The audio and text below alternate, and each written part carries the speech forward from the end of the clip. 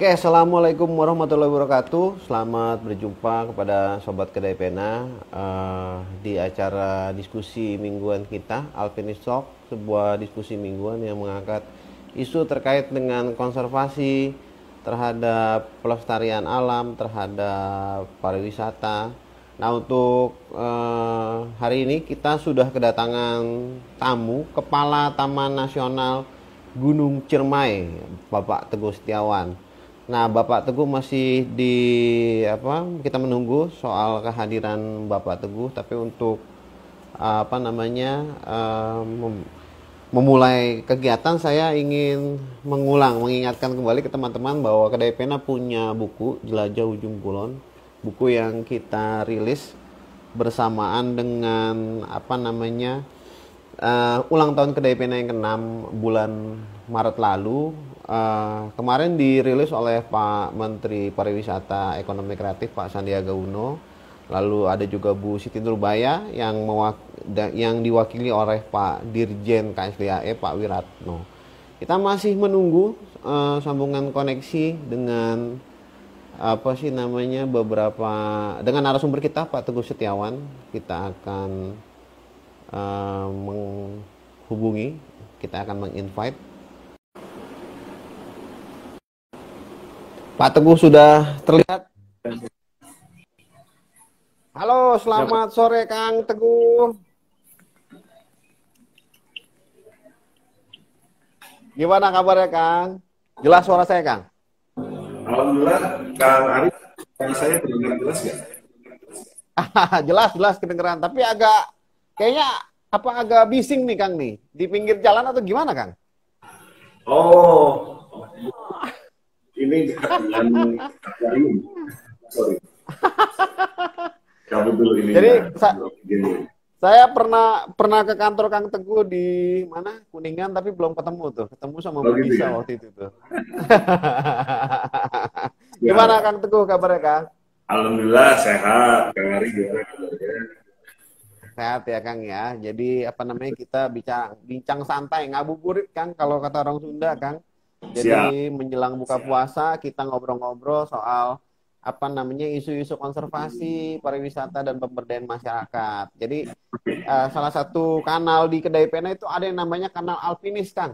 Alpinis itu bahasa Jerman artinya petualang. Nah, kita fokus di 3 hal tersebut. Mudah-mudahan nanti pembicaraan kita menghasilkan sesuatu yang bermanfaat Kang buat 3 hal tersebut, terutama konservasi. Nah, untuk mempersingkat waktu, karena kita bicara soal ngabuburit, kayaknya tak kenal maka tak sayang nih. Nah, saya ingin Kang Teguh nih memperkenalkan diri dulu nih, kurikulum vitae-nya Kang Teguh. Silakan Kang Teguh. Oke, baik. Assalamualaikum warahmatullahi wabarakatuh. Selamat sore, semua sampurasun. Saya Teguh Setiawan. Ini saya sebagai Kepala Balai Taman Nasional Gunung Ciremai. Tempat lahir saya jauh Kang, saya lahir di Tanjung Karang, itu sekarang nama kotanya itu jadi Bandar Lampung. Saya asli Lampung. Bandar Lampung ya. Ya, tahun 1976 bulan September. Saya dari SD sampai SMP itu di Bumi di Lampung Utara. SMA saya ke SMA 2 Bandar Lampung. Kuliah saya S1 di Fakultas Kehutanan Universitas Wilayah Mukti di Bandung tahun 1994 sampai 99. Tahun 2002 saya ambil S2 di The University of Queensland di Brisbane, Australia sampai 2003. Nah 2016 itu iseng nih ngambil lagi S2 lagi di MM Magister Manajemen di Universitas Wilayah Mukti ya di Fakultas Ekonomi dan Bisnis gitu kan. Kalau riwayat kerja ya begini ya, riwayat kerja saya mulai jadi CPNS HK itu tahun 2000, ditempatkan di Balai KSDA Kalimantan Timur di Samarinda selama 5 tahun sampai dengan 2005. 2005 itu saya jadi kepala seksi di Taman Nasional Gunung Palung di Kalimantan Barat sampai 2007.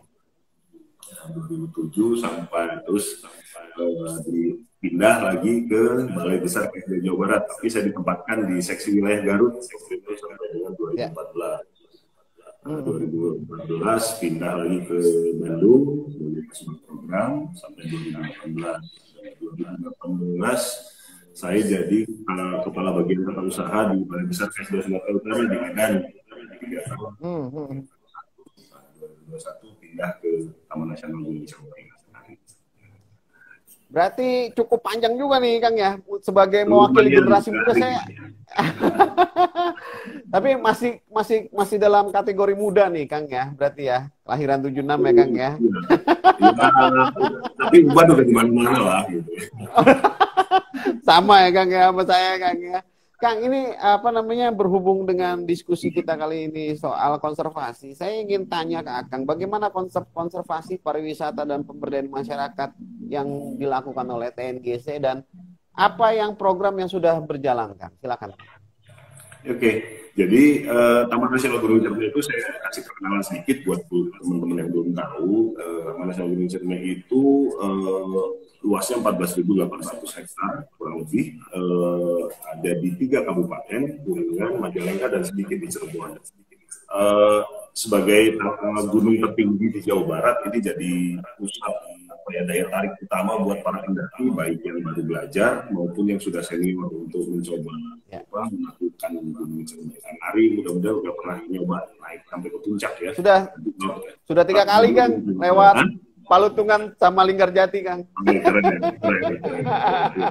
Jadi sebagai kawasan konservasi, tentunya Taman Nasional Gunung Ciremai itu ada 3 prinsip pengelolaannya, yaitu prinsip perlindungan, pengawetan, dan pemanfaatan. Nah, kami menerjemahkan 3 prinsip pengelolaan kawasan konservasi itu menjadi 3 kelola di Taman Nasional Gunung Ciremai, yaitu kelola ekologi, kelola ekonomi, dan kelola sosial budaya. Makanya hand gesture kami kalau foto itu Ciremai itu begini kan, C. Ini 3 kelola nih, kelola ekonomi, kelola ekologi, kelola sosial budaya. Kita pengen dengan 3 kelola ini kita bisa mewujudkan proses ekologis yang menunjang kelangsungan kehidupan manusia. Jadi seimbang ya, antara proses ekologis, juga sosial budaya, secara ekonomi juga bisa menunjang kehidupan masyarakat sekitar kawasan untuk kesejahteraan masyarakat. Nah, boleh langsung dibahas satu-satu ya, nggak apa-apa ya, nggak terlalu. Ya, silakan Kang. Silakan. Kalau kelola ekologi kita itu kan, kita mencoba mengelola kawasan TNGC bersama potensinya itu yang di bawah lahan, di bawah lantai hutan, di lantai hutannya juga antara hutan dengan tajuk, dengan potensi di atas tajuknya juga. Kita melakukan program pengembangan bioprospecting. Taman Nasional Gunung Ciremai itu kita punya mikrobakteria bermanfaat untuk pertanian sehat kan. Ini juga kita kerjasamakan dengan pertanian IPB, udah lolos uji lab dari IPB. Jadi lumayan hasilnya, bisa menghasilkan 1,5 kali dari yang tidak pakai mikrobakteria bermanfaat dari kita. Boleh dicoba deh nanti kalau Kang Arif kita kasih. Nah, kita juga ada program pemulihan ekosistem bersama masyarakat yang nanti dalam ada keterkaitannya juga nanti dengan kelola sosial budaya dan kelola ekonomi. Jadi kita ada program juga untuk adopsi pohon. Nah, nanti kerjasama dengan masyarakat, kelompok masyarakat di sekitar kawasan kita, namanya itu kelompok adopsi. Jadi nanti Kang Ari bisa adopsi langsung bayar masyarakat. Satu pohon itu 250.000 untuk 3 tahun. Itu mulai dari akar yang nanam, nanti dipelihara 6 bulan sekali mereka akan report kondisi pohonnya sampai ke titik-titik pohon yang ditanam sama Kang Ari. Jadi pasti hidup ya Kang pohonnya ya Kang ya? Ya, kita dijamin hidup karena kita terus masyarakat terus lapor ke kita melakukan pemeliharaan. Nah, konsep ekologi ini juga kita aplikasikan dengan dalam rangka pemanfaatan jasa wisata alam kan. Jadi ada wisata juga yang bersifat edukasi, mengajak bersama-sama masyarakat. Contohnya misalnya kita punya program Campfire Care yang meskipun dalam beberapa tahun terakhir ini agak kurang tersentuh, tapi masyarakat di sana juga masih semangat untuk melakukan program pencegahan kebakaran hutan bersama masyarakat dengan TNI Nah, itu kalau ada pengunjung yang mau ikut program itu nanti ada, jadi mereka ikut patroli gitu bersama dengan Ya, masyarakat. betul. Kita juga ada bentuk-bentuk mitra-mitra ya, mitra masyarakat mitra Polhut, masyarakat peduli api, ada konservasi, nah, itu kelola ekologinya. Dari kelola ekonominya, saya bisa sampaikan mungkin ya, Taman Nasional Gunung Ciremai adalah satu-satunya taman nasional yang di Indonesia yang menyerahkan atau memberikan kewenangan pengelolaan wisatanya itu 100% untuk masyarakat. Dari jalur pendakian yang ada di TNBC, tidak di Kuningan dan di Majalengka, itu semuanya dikelola masyarakat. Jadi semua berarti ya Kang ya? Iya, jadi tugas kita hanya sifatnya koordinir, monitoring gitu ya. Nah, ketika ada misalnya pendaki yang perlu dievakuasi, misalnya kecelakaan, itu yang turun langsung itu bukan lagi tugas kita, tapi adalah masyarakat. Nah, kenapa mereka melakukan itu? Mereka sudah merasakan manfaat langsungnya. Jadi kalau kemarin naik dari Jalur Palembang mungkin bayarnya sekitar 55.000 ya. Iya. Nah, di luar yang untuk periksa kesehatan. Yang 5.000-nya itu untuk PNBP atau penerimaan negara bukan pajak. 50.000-nya itu haknya masyarakat atas jasa yang dia sudah berikan. Nah, tinggal dikali aja tuh. Gitu. Jadi mereka harus semangat untuk membantu kita ketika mereka sudah merasakan manfaat langsung dari wisata, baik pendakian maupun yang non-pendakian. Ya. Kalau di wisata biasa juga ke Palembang itu bayarnya kan 15.000. Masuk ke kas negaranya itu 5.000 rupiah saja. Sisanya 5.000 rupiah. Sisanya itu masyarakat atas jasa yang dia berikan. Jadi dia berlomba-lomba untuk menciptakan suasana yang enak, yang asik untuk berwisata. Otomatis kalau pengunjungnya banyak, dia pendapatannya lebih banyak. Iya, betul. Nah, kita juga untuk mereka dalam fasilitasi pengurusan izin, termasuk juga ada juga dari kelola ekonomi untuk pemanfaatan air kan. Air ini kan sumber air manusia. Nah, mereka juga merasakan manfaatnya air dari kawasan TNBC kalau kawasan TNBC-nya terjaga dengan baik. Kalau di hulunya bagus, otomatis airnya debitnya akan selalu naik. Kita kontrol tiap tahun debit-debitnya, masyarakat juga kita libatkan dalam pemeliharaan sumber-sumber air di sekitar kawasan TNBC. Nah, ini juga harapan kita dan memang sudah terjadi, sudah ada multiplier effect ya, dari wisata yang ada di TNBC ke perkembangan ekonomi masyarakat sekitar kawasan TNBC. Untuk kelola sosial budaya, ya kita juga terus membangkitkan kepedulian sosial peduli masyarakat TNBC dan masyarakat yang terlibat dalam pengurusan di TNBC itu sumbangan santunan ke anak yatim, juga melakukan penanaman pada bayi tertentu. Nah, ini kita juga lagi terus juga mendorong membangkitkan budaya lokal ya, alat-alat musik tradisional dan juga jadi itu kan gambaran singkatnya kegiatan apa saja yang sudah dilakukan oleh TNBC bersama masyarakat di sekitar kawasan Taman Nasional Gunung Ciremai.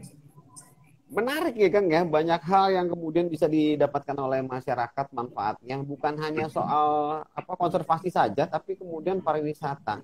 Nah, saya teringat pemberitaan kemarin yang sempat heboh nih Kang nih, yang soal pengambilan barang hutan ya Bang, ya Kang ya, yang karet dan pinus. Itu gimana ceritanya Kang bisa sampai kemudian muncul kekecewaan dari beberapa pihak gitu Kang? Iya. Jadi memang isu ini lagi hangat ya di Kuningan. Jadi saya cerita kronologisnya dulu, sekitar bulan November itu ada kurang lebih sekitar 24 kelompok tani mengajukan proposal pemanfaatan HHBK atau hasil hutan bukan kayu untuk jenis komoditas getah pinus dari dalam kawasan Taman Nasional Ciremai. Nah, permohonan itu sempat kami tolak karena untuk pemanfaatan bidang dinas pemungutan hasil kayu itu hanya bisa dilakukan di zona tradisional dalam sebuah kawasan taman nasional. Jadi gini, buat teman-teman yang belum familiar dengan istilah zonasi itu ibaratnya kayak pembagian ruang di dalam rumah. Ya, betul. Nah, di dalam rumah itu tentunya Kang Ari bagi-bagi. Ini ruang tamu, ini kamar tidur, ruang keluarga, dapur. Sama seperti Taman Nasional Gunung Ciremai. Zonasi itu ada zona inti, zona rimba, zona rehabilitasi, zona pemanfaatan, dan zona lainnya. Secara menyeluruh, secara total, semua ruang di dalam Taman Nasional Gunung Ciremai itu sudah terbagi menjadi beberapa zona. Nah, masalahnya adalah di Taman Nasional Gunung Ciremai itu tidak ada zona tradisional. Nah, gitu. Karena tidak adanya zona tradisional tersebut, maka permohonan dari kelompok tani itu kami tolak. Sempat memanas juga lah situasi, tapi kita bisa kasih pengertian. Nah, tentunya hal-hal seperti ini tetap kami laporkan. Arahan dari pimpinan di Jakarta cuma dievaluasi apakah dimungkinkan ada potensi yang bisa dirubah untuk yang lebih atau existingnya. Nah, di sejarahnya Taman Nasional Gunung Ciremai itu sebelum ditunjuk jadi Taman Nasional pada tahun 2004 itu adalah kawasan hutan lindung dan hutan produksi, Kang Ari. Nah, seperti kita ketahui bahwa hutan lindung dan hutan produksi di Taman Nasional di Pulau Jawa itu kan dikelola oleh Perum Perhutani. Nah, Perum Perhutani dulu ada program yang namanya PHBM, pengelolaan bersama masyarakat. Jadi masyarakat membantu perhutani untuk melakukan penanaman pokoknya. Kalau di TMGC ini adalah pindah. Nah, di sela-selanya itu mereka boleh melakukan penanaman MPPS atau multipurpose species. Nah, di saat ini begitu dia jadi Taman Nasional, tahun 2004, sisa-sisanya masih ada. Masih tanaman kopi ada, buah-buahan ada, durian, mangga, sejak menjadi Taman Nasional 2004. Kegiatan-kegiatan ini tidak diperkenankan di dalam Taman Nasional. Taman Nasional. Nah, pada tahun 2000, padahal sebenarnya baik di Undang-Undang 5 nomor 90 tentang kehutanan, terus turunannya adalah PP 28 yang tahun 2011 yang dirubah dengan PP 108 tahun 2015. Turunannya lagi adalah Permen 43 tentang pemberdayaan masyarakat. Itu dimungkinkan dalam pemberian akses. Memang ini masih menjadi sebuah ongoing proses ya. Ini sedang proses juga evaluasi zonasinya dengan menerima semua masukan dari seluruh stakeholder, baik yang setuju maupun yang tidak setuju. Pada prinsipnya kami ingin kawasan hutan ini tetap lestari dengan tetap bisa memberikan manfaat buat seluruh masyarakat yang ada di sekitar Taman Nasional Gunung Ciremai. Intinya gitu kan, jargon kita kalau di Jawa Barat itu kan leuweung hejo masyarakatnya ngejo. Nah, kira-kira gitu. Kita pengen kawasan harus lestari, tapi tetap masyarakat juga jangan ada yang termarginalkan atau hilang aksesnya terhadap potensi existing yang ada di dalam TMGC. Gitu kan, Ari. Berarti saya garis bawahi statusnya masih belum kawasan tradisional ya, Kang ya? Belum. Zona tradisionalnya belum ada lah. Ini masih dalam proses review, masih dibahas dengan beberapa tim juga, tim ahli, kita minta pertimbangan. Ya, prinsipnya kami tetap mengacu kepada aturan perundang-undangan yang ada dengan prinsip kehati-hatian, dengan basis sains yang ada di kita, pertimbangannya dengan melihat juga evidence atau bukti-bukti yang ada di tempat lain maupun pengalaman dari tempat lain. Gitu. Berapa lama kira-kira Kang untuk proses perubahan zonasi itu Kang? Oh, kita nggak bisa tidak bisa memastikan. Ini proses masih berjalan. Masih Kami akan melakukan diskusi-diskusi intens dengan seluruh stakeholder. Prinsipnya bahwa Taman Nasional Gunung Ciremai itu berdiri di tengah untuk bisa mengakomodir semua kepentingan untuk kelestarian kawasan, juga kepentingan kesejahteraan masyarakat. Intinya gitu. Kita tidak berdiri di salah satu sisi. Bagaimana nanti bisa mempertemukan antara kepentingan konservasi dengan kepentingan ekonomi. Nah, ini yang jadi sebuah seni juga ini ya, jadi pengalaman buat kita juga gitu Mas Ali. Iya. Kang, saya menggarisbawahi lagi ketika prosesnya sudah dijalankan dengan baik, saya berharap juga kemudian hasilnya juga akan baik dan bisa dinikmati oleh banyak pihak gitu ya Kang ya. Betul. Selanjutnya saya ingin menyinggung soal G20 nih. Pada perjanjian iklim di Paris itu kan menisbatkan bahwa dari tahun 2020 sampai 2030 harus ada penurunan 8% emisi efek rumah kaca. Nah, sebagai kawasan Taman Nasional Gunung Ciremai juga saya rasa juga punya kontribusi terhadap penurunan emisi tersebut. Apa yang menurut Akang program yang akan dilakukan oleh TNGC dan apakah program yang selama ini dilakukan oleh terutama pemerintah Indonesia karena presidensi G20, apakah itu sudah cukup pantas dilakukan atau masih ada yang kurang Kang? Silakan Kang. Oke. Jadi sesuai dengan arahan dari Menteri KLHK, beliau mengajak seluruh rimbawan, tidak hanya yang bekerja di KLHK, rimbawan itu bisa juga orang yang peduli terhadap hutan, pemerintah daerah, bisnis, semuanya, termasuk teman-teman media, itu kita harus bahu-membahu kan tentunya memberikan kontribusi pemikiran atau kegiatan yang real di lapangan. Jadi kita programnya boleh tinggi, tapi kita harus tapaknya seperti apa. Jadi jangan ketinggian juga, nanti di tapaknya lupa gitu. Betul. Ya.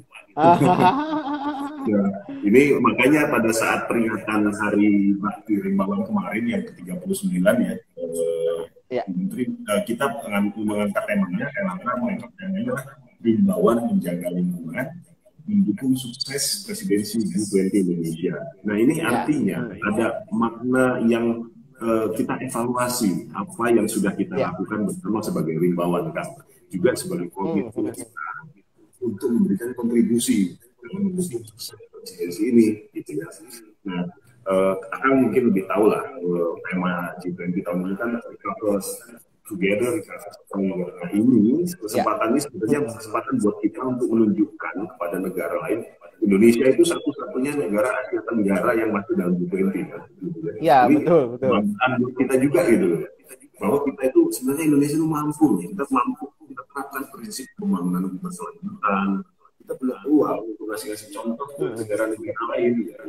Ya. Negara maju seperti Singapura aja belum gabung di G20.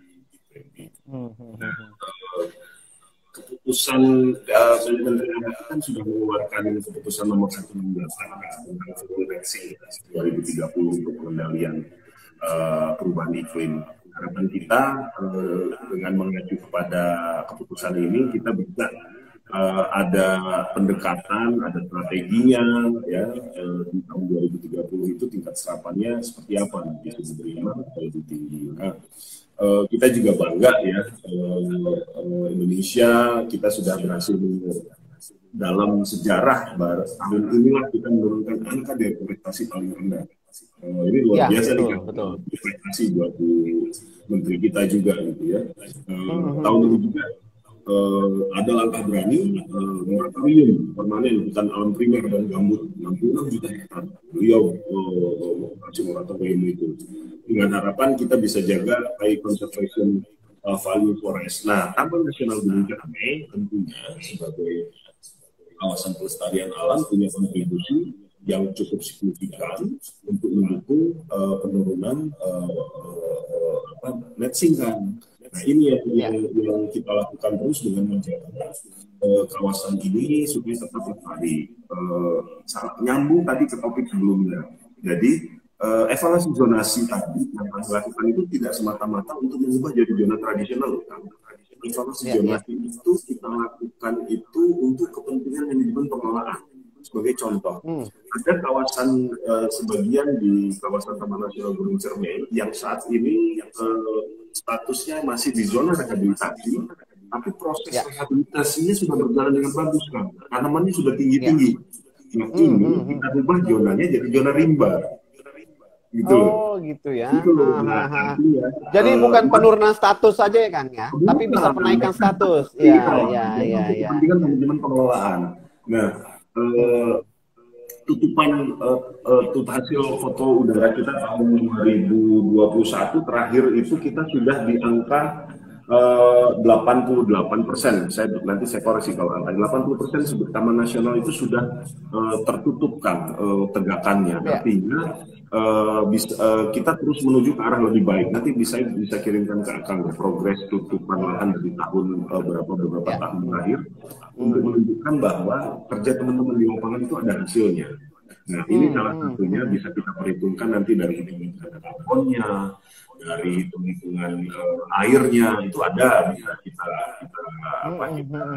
sampaikan. Nah itu termasuk juga salah satunya kan bagaimana kita menguatkan data dan informasi sumber daya di tanah. Ini 5 poin ini yang selalu digaungkan oleh Bu Menteri KLHK dalam mencapai sukses presidensi G20 di Bali ya nanti bulan November. Itu kan. Betul. Ya, mudah-mudahan terus bertambah. Kalau tadinya 80% bisa naik terus ya Kang ya. Amin Kang. Dan yang kedua, saya juga baru tahu ternyata status itu tidak hanya bisa diturunkan tapi bisa dinaikkan. Karena selama ini yang muncul di lapangan kan penurunan status, misalkan cagar alam jadi kawasan TWA, misalkan kawasan konservasi menjadi kawasan wisata gitu ya Kang ya. Saya pikir ini harus tersampaikan juga ke publik nih Kang nih. Ya kan, kalau memang jadi itu kan jadi zona rimba kan, jadi dari zona rehabilitasi dan berapa luasannya menarik juga ya Kang ya. Iya, bisa nanti kita sampaikan. Jadi ini zonasi itu sifatnya dinamis kan, sesuai dengan kepentingan pengelolaannya. Jadi tidak ya ibaratnya rumah gitu. Ya. Ini sebenarnya dapur, tapi kayaknya cocok ya kalau jadi ruang keluarga. Kira-kira gitulah analogi simpelnya gitu kan. Betul. Kang, selanjutnya saya ingin memberikan pertanyaan ke Akang. Apakah menurut Akang konservasi dan pariwisata bisa berjalan dengan selaras? Dan kalau sudah berjalan selaras, apa yang harusnya dilakukan kemudian? Karena banyak juga kemudian kawasan, misalkan bekas galian gitu Kang, bisa jadi kawasan konservasi gitu Kang ya. Ternyata kawasan rusak pun bisa jadi kawasan wisata Kang. Gimana menurut Akang? Oke, jadi tentunya konservasi dan pariwisata ini dapat berjalan beriringan kan, sesuai dengan syarat pengelolaan pariwisata alam. Kalau di kita kan lebih khususnya kita itu pariwisata alam. Nah tentunya karakteristik wisata alam itu berbeda dengan karakter tourism atau turisme biasa. Misalnya jalan ke Ancol itu adalah pariwisata mass tourism, pariwisata massal. Juga banyak untuk tempat. Nah, pariwisata alam tidak seperti itu. Sehingga ada pembatasan yang diterapkan dalam pengelolaan pariwisata alam di kawasan-kawasan konservasi. Tidak semua kawasan taman nasional itu bisa dibuka untuk wisata alam. Informasi wisata alam itu di Taman Nasional Gunung Ciremai itu di Taman Nasional hanya bisa dilakukan di zona pemanfaatan. Betul. Ya. Luas zona pemanfaatan di TNGC itu hanya 8% dari total kawasan atau kurang lebih sekitar 1.100-an hektar dari 14.400 hektar.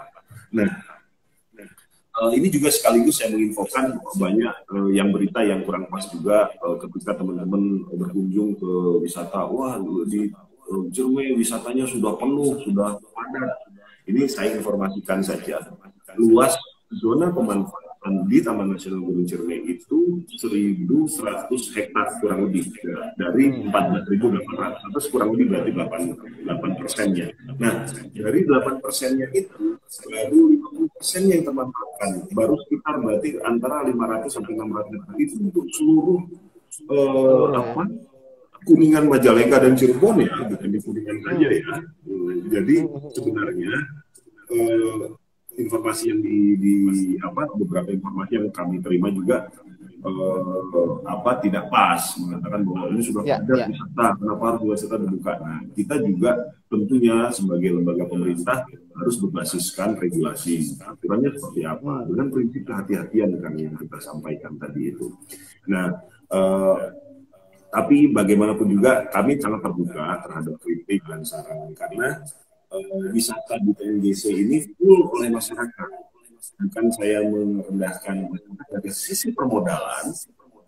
Masyarakat itu kan beda dengan misalnya perusahaan yang mengelola wisata misalnya gitu. Mereka dengan modal besar, padat modal.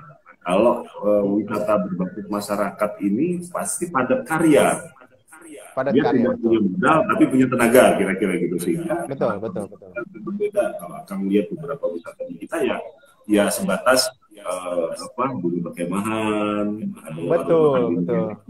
Tapi masyarakat itu jadi aktor utama. Betul. Sebagai pekerja. Nah, di sini keunggulannya. Betul. Jadi mereka yang beda di kawasan lain ya Kang ya, misalkan di Papandayan gitu Kang ya. Ketika saya nggak menyalahkan tapi ada perbedaannya. Berbeda dengan yang berbasiskan investasi. Betul. Tapi memang perkembangan cepat, bangunan, jalan, cuman memang ya kalau di kita kan tidak seperti itu gitu kan. Iya. Kang, kalau untuk Taman Nasional Ciremai sendiri, kalau dari penerimaan negara bukan pajak dari sektor pariwisata, berapa Kang kalau boleh tahu Kang jumlah pemasukan? 2021 itu kita di 1,7 miliar kan. 1,7 miliar ya. Itu dalam kondisi pandemi ya Kang ya? Ya, ini udah lumayan nih dibandingkan 2020, 2021 tren yang positif ya. Mudah-mudahan cepat selesai COVID. Iya. Kalau dalam kondisi normal targetnya berapa tuh Kang? Misalkan 2022, 2023? 2,5 kan saya dulu. Nah itu mudah-mudahan itu adalah penerimaan negara bukan pajak yang disetorkan langsung ke kas negara kan, tidak melalui lagi yang langsung ke kas negara gitu. Ya. Kalau untuk perputaran uang di luar PNBP dengan konsep yang tadi Akang bilang, pemberdayaan masyarakat saya rasa akan lebih besar juga Kang ya. Nah, ini yang menarik. Ini yang menarik. Sejak Agustus 2021 di sini, saya mengaktifkan kembali hitung-hitungan ekonomi uang berputar di TNGC sebagai multiplier efeknya dari wisata air, wisata dan pemanfaatan air yang ada di sekitar Taman Nasional. Teman-teman ini ternyata teman-teman di TNGC ini sudah advance melakukan perhitungan dan sudah ada metodenya, meskipun dengan metode yang sangat sederhana dengan beberapa pendekatan, asumsi pendekatan. Jadi kami bisa menyatakan bahwa tahun 2021 itu jika dikomparasi antara anggaran negara yang turun ke kami APBN atau DIPA dibandingkan dengan uang yang berputar itu rasionya 1:2,3. Lumayan kan ya? Artinya Rp1 yang dikeluarkan negara betul. Rp2,3 untuk masyarakat. Ini yang kami bisa dengan percaya diri dengan mengatakan ada manfaatnya loh PR ini buat masyarakat. Kita lihat dari hitung-hitungan ekonomi saja gitu. Kita Nah, mudah-mudahan ini bisa terus kami jaga, bisa memberikan manfaat terus buat masyarakat dari semua sisi, mau wisatanya, air, atau nanti misalnya terjadi juga dari pemungutan hasil bukan kayu gitu ya. Kita sepanjang berbasiskan aturan kita akan mengikuti itu. Kang, selanjutnya saya ingin tanya soal bagaimana laju perusakan lingkungan yang terjadi saat ini, Kang. Seperti kita tahu banyak ya kemudian kerusakan-kerusakan alam yang berbasis masyarakat atau berbasis manusia, kesalahan manusia, atau yang berbasis memang kecelakaan alam. Nah, apakah sudah masuk kategori mengkhawatirkan, Kang? Lalu soal hukumnya apakah sudah cukup memadai untuk kemudian mencegah perusakan lingkungan, Kang? Silakan. Ya, kalau di TNGC laju perusakan sih kalau kami sampaikan ya bisa kita bilang itu mendekati nol, kan. Mendekati nol itu dalam artian tetap saja dengan banyaknya akses terbuka di sekitar kawasan TNGC juga membuka peluang untuk masyarakat atau oknum masyarakat yang masih belum sadar akan fungsinya, betapa pentingnya peranan hutan dalam kehidupan mereka. Kita mencoba terus supaya mereka menyadari juga bahwa yang mereka lakukan itu salah dan bisa berakibat tidak hanya buat dia tapi juga buat masyarakat sekitar. Nah, permasalahannya kadang-kadang keterbatasan petugas kami juga menjadi sebuah tantangan juga gitu ya.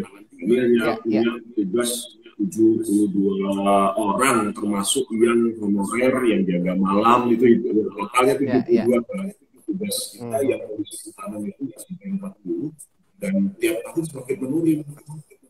Pas umurnya ada pas umur siap tebang gitu, siap panen gitu, masih masa pensiun gitu. Jadi kalau kami bekerja sendiri nggak akan bisa.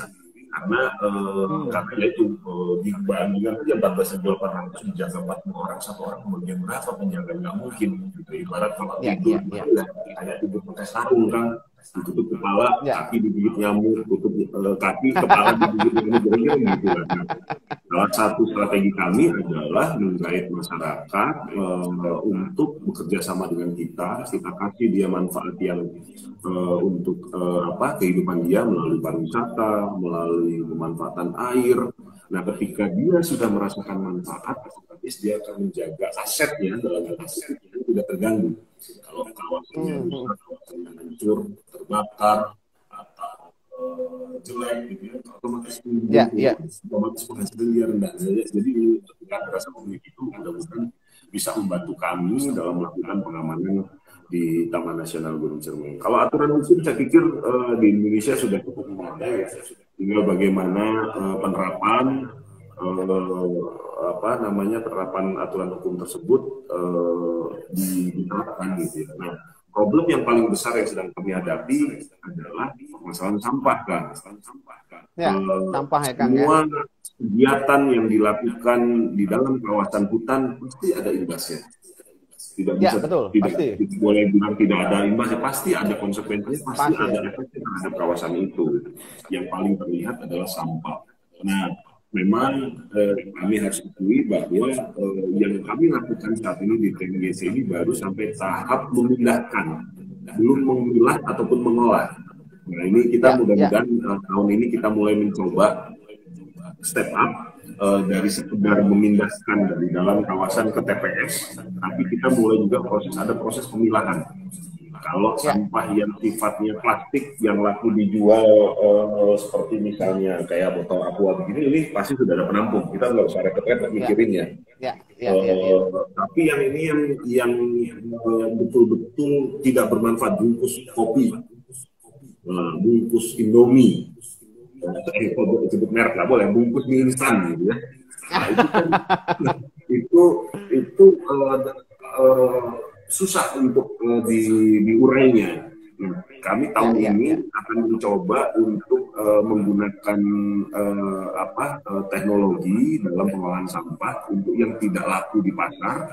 Itu akan kita coba untuk menggunakan teknologi sehingga dia sampah itu diubah menjadi nanti selar. Teknologi yang kita cobakan dan buatnya nanti ada di satu tempat. Itu kerjasama dengan siapa, Kang? Bapak pengolahan sampah menjadi solar? Saya lupa nama istilahnya, biopirolisis. Jadi dari satu plastik dilakukan pembakaran di dalam sebuah alat seperti tong gitu. bisa skala kecil ataupun skala besar, keluarnya dia sudah bisa menjadi untuk BBM solar. Coba gitu ya Kang ya. Iya. Baru jalan di sini. Hari saya ajak deh main-main gitu ya kalau udah mulai jalan. Siap. Kalau plastik jadi beton, jadi aspal sudah dengar tuh saya. Tapi kalau baru jadi solar menarik juga ini Kang ya untuk kemudian dikembangkan. Begitu. Kang kalau untuk misalkan saya beberapa kali dapat informasi juga misalkan soal geothermal di Ciremai. Nah, apakah kemudian proyek-proyek tersebut juga bagian dari proses laju perusahaan lingkungan atau seperti apa Kang melihatnya? Sorry kan, mau gimana? Kalau untuk geothermal dan yang lain-lain Kang, mereka kan juga melakukan eksplorasi dan yang lain-lain. Termasuk waktu itu saya dengar juga di Ciremai juga sempat ya, meskipun kelanjutannya nggak jelas itu Kang. Nah, apakah hal-hal seperti itu ketika melakukan aktivitas tambang di dalam sebuah kawasan merupakan bagian dari laju perusahaan lingkungan Kang? Oke. Saya ini harus ekstra hati-hati nih jawabnya nih, supaya nggak salah. Jadi begini, pertama harus saya sampaikan bahwa tidak ada aktivitas penambangan ataupun eksplorasi terkait panas bumi di dalam kawasan PDBC. Beberapa waktu yang lalu sempat heboh di media sosial dengan hashtagnya Save Ciremai. Itu ada beberapa mobil besar ya, mobil putih, ada logo perusahaan energi, itu diisukan sebagai mobil pengebor. Nah, itu yang sebenarnya tidak pas. Itu adalah bukan mobil pengebor, adalah dia fungsinya sebagai mobil pengukur tekanan, seismik, pengukur seismik gitu. Jadi tidak ada kaitannya dengan itu dulu satu. Yang kedua, tentunya proses pemanfaatan panas bumi dari dalam sebuah dari kawasan apapun sekali lagi pasti berdasarkan aturan, harus ada regulasinya. Kita tidak serta-merta atau undang-undang menabrak aturan sehingga bisa dengan sembarangan melakukan kegiatan apapun, apalagi di kawasan konservasi. Nah, ketika misalnya pun proses itu berjalan, pastinya sudah ada dulu kajian-kajiannya, baik dari sisi keilmuannya yang pertama, yang kedua dari sisi teknis ya, maksudnya keilmuan itu teknisnya, terus kedua dari sisi sosial budayanya, apakah itu akan berpengaruh terhadap kehidupan masyarakat. Nah, tentunya langkah ini diambil oleh pemerintah dengan penuh prinsip kehati-hatian, tidak langsung serta-merta membor begitu saja, karena prosesnya juga ada hitung-hitungannya, saya yakin itu. Tapi dua hal ini dulu yang harus saya yakinkan ke Kang Ari, bahwa kita tidak ada kegiatan pemanfaatan panas bumi. Yang kedua, kalaupun ada, tentunya nanti tidak akan diam-diam kan, pasti ada proses-proses konsultasi publik, ada proses FGD untuk menyampaikan kegiatan-kegiatannya, ini tahapannya yang terjadi seperti ini. Kalau misalnya ada hal yang tidak diinginkan bisa lapor ke sini. Itu pasti sudah ada mitigasinya, yakin itu. Siap, berarti kita tunggu kemudian bagaimana kelanjutan hal tersebut ya Kang ya. Nah ini kita bicara yang ringan-ringan lagi nih Kang. Kita kemarin habis bikin event goes Kang ke Ujung Kulon. Saya juga sebelumnya bikin event goes ke mana? Ke Taman Nasional Gunung Ciremai, tapi mampir aja sedikit nih, nggak masuk explore ke dalam. Lebih lama lagi ke Ciremainya. Kalau Akang ngelihatnya gimana? Apa wisata olahraga dan wisata apakah bisa dilakukan, dan apakah masa depannya kayaknya dalam kondisi COVID ini orang tuh lebih suka berwisata yang hubungannya sama olahraga nih Kang. Apakah ini juga bisa berdampak baik terhadap masa depan pariwisata di Gunung Ciremai Kang?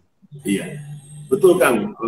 Selama masa pandemi ini dalam proses pemulihannya, masyarakat cenderung untuk mencari tempat yang, kalau trennya anak Jaksel sekarang pengen healing, kemana nih healingnya? Iya, pengen healing, betul. Nah, di Taman Nasional Gunung Ciremai sebagai tempat yang memang ada tempat tujuan wisatanya, semuanya itu sudah tersedia kan. dengan berwisata camping, berwisata ke tempat wisata yang yang ada di sekitar Taman Nasional Ujung, itu sebenarnya sudah juga memenuhi syarat untuk tempat healing. Bahkan salah satu objek wisata kita namanya itu di Kampung Pasundan Kesamaya itu dijadikan demplot untuk penelitian forest healing yang dilakukan oleh sebenarnya sudah meninggal Pak penelitian namanya itu Pak Profesor Hikmat Ramdan dari ITB. Dia mengukur seberapa besar potensi hutan untuk proses penyembuhan. Ini lagi ngetren sekarang kan namanya forest healing. Jadi, forest healing ya. Nanti orang yang datang ke sana mengikuti tahapan-tahapan, misalnya menenangkan diri, memeluk pohon, bermain air, berteriak di hutan, itu ternyata penelitian menunjukkan bahwa itu menunjukkan lebih baik proses penyembuhannya. Itu informasi awal saja, sedikit aja saya kasih biar siap. Kalau untuk bukunya sendiri, Kang, Akang kan sudah dapat juga nih. Nah, gimana menurut Akang apa? Kalau menurut gimana, Kang? Apa namanya masukan Akang buat kita apa? Kita butuh masukan juga nih buat dari teman-teman di Taman Nasional nih, biar kedepannya lebih baik, Kang. Iya, ini buku udah keren, Kang. Ini berisikan perjalanan teman-teman USR ya, ke Taman Nasional Ujung Kulon. Saya waktu itu sebenarnya pengen ikut ragu-ragu tuh, pengen ikut enggak. Cuma saya nggak bisa ninggalin udah terlalu lama juga kan. Kantor, iya betul. Kebetulan saya juga federalis mania lah gitu ya, pakai sepeda aja. Oh, federal juga ya Mas ya? Iya, federal kan gitu ya. Itu waktu kita komunikasi tapi kalau terlalu lama kayaknya nggak bisa deh gitu. Mana yang pendek-pendek 1-2 hari misalnya kayaknya bisa lah nanti. Tapi balik lagi ke buku, ini buku udah luar biasa kan. Ini udah keren banget menceritakan tentang Ujung Kulon. Tidak hanya bercerita soal perjalanan sepedanya saja, tapi juga kegiatan di sana termasuk melakukan penanaman di mangrove. Itu udah keren banget. Mangrove ini sedang jadi perhatian fokus di KLHK, terutama oleh teman-teman di BRGM ya, Badan Restorasi Gambut dan Mangrove. Kawasan mangrove kita yang memang perlu pemulihan dan direhabilitasi. Nah, dengan teman-teman GSR, Kang Ari, dengan melakukan penanaman itu membantu program pemerintah dalam merehabilitasi kawasan mangrove yang ada, khususnya di TN juga ya, TN Ujung Kulon ya. Itu luar biasa, keren bukunya. Bikin lagi dong, khusus untuk Ciremai. Tadi kita bikin untuk Ciremai, Kang. Nah, ini apa namanya? Untuk Ujung Kulon sendiri, setiap keuntungan dari buku ini akan kita salurkan kepada teman-teman masyarakat yang terlibat dalam penanaman mangrove di Ujung Kulon. Ada teman-teman dari kompilasi Ujung Kulon. Ya, betul. Kompilasi Ujung Kulon nanti kita setelah dalam jumlah tertentu nanti akan kita sampaikan ke mereka lagi. Rencana tahun ini kita bikin ulang soal jelajah Ujung Kulon untuk memberikan bantuan juga kepada teman-teman kompilasi. Nah, tadi Akang bilang di Ujung Kulon mau dibikin nih. Mana aja yang paling menarik nih, Kang, kalau di Ujung Kulon untuk kita bikin konsep jelajah Ujung Kulon dengan bersepeda, Kang? Di Ciremai maksudnya. Katanya ada lingkar dalam, ada lingkar luar, katanya. Ada juga yang jarak-jarak pendek. Mana aja yang paling menarik, Kang? Sebenarnya semuanya jalur menarik, Kang. Buat biasanya jalur menarik. Ada juga kalau mau yang downhill, kita juga punya jalur kan di dalam. Ada juga jalurnya.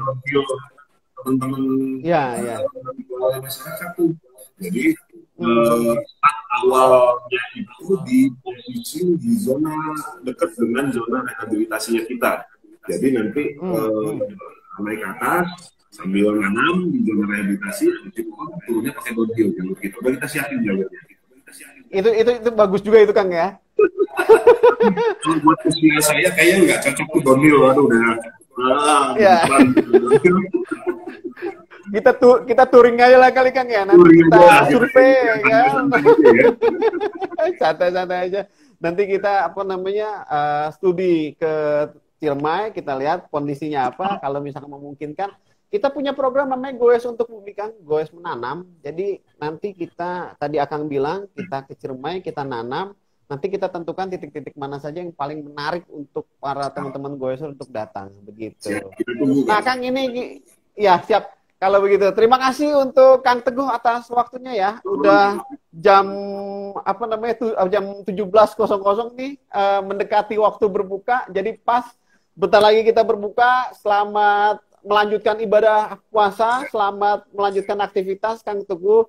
Semoga program konservasinya jalan, pariwisata jalan, pemberdayaan masyarakat jalan sehingga kemudian bisa membuat Indonesia lebih baik lagi. Sukses terus ya Kang Teguh. Siap, terima kasih. Wabillahi taufiq wal hidayah. Wassalamualaikum warahmatullahi wabarakatuh. Terima kasih Kang Teguh.